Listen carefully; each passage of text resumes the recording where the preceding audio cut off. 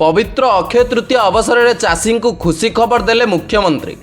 शीघ्र शीघ्र account check करंतु, आसिला सीएम किसान टंका।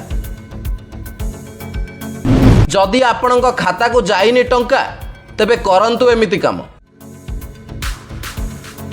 हाँ दर्शक बंधु, पवित्र अक्षय तृतीया अवसर में आज राज्य में कृषकों पर आसी एक बड़ खुशी खबर।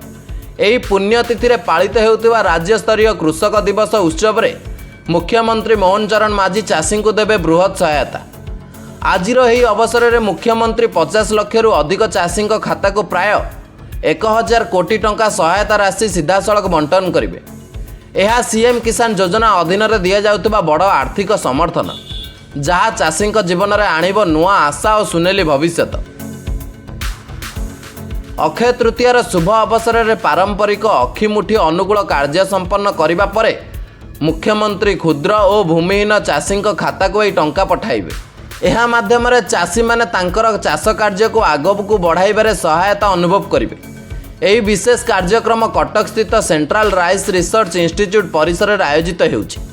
एठारे मुख्यमंत्री उद्बोधन देवा सहित यही सहायता बंटनर शुभारंभ करेंगे। यही कार्यक्रम में अनेक मान्यगण्य व्यक्ति और नेता माने उपस्थित रहिछन्ति। सूचना अनुसार राज्यर 41,68,582 चाषी को खरीफ ऋतु पाई यही सहायता दियाजिबो। यह चाषी मानक पाई मंजी, सार, कीटनाशक और अन्यान्य चाष खर्च पूरण में बहुत उपकृत हेबो। सीएम किसान हेउची राज्य सरकार एक महत्व कृषक कल्याण योजना, जहाँ 2024-25 आर्थिक वर्षरु कार्यकारी होइछि।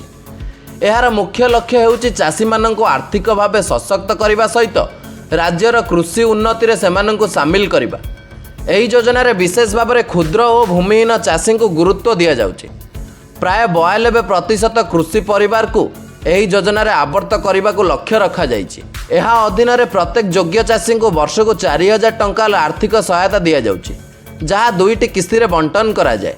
प्रत्येक किस्ती रे 2000 टंका लेखा दिया जाए, जहाँ चाषी को चाष सामग्री क्रय और चाष कार्य रे बहुत सहायता करे। यही पदक्षेप माध्यम राज्य सरकार चाषी आर्थिक स्थिति को मजबूत करने सहित सेमानक जीवन मान उन्नत करने दृढ़ प्रयास जारी रखिछन्ति। ब्यूरो रिपोर्ट, खुलासा न्यूज।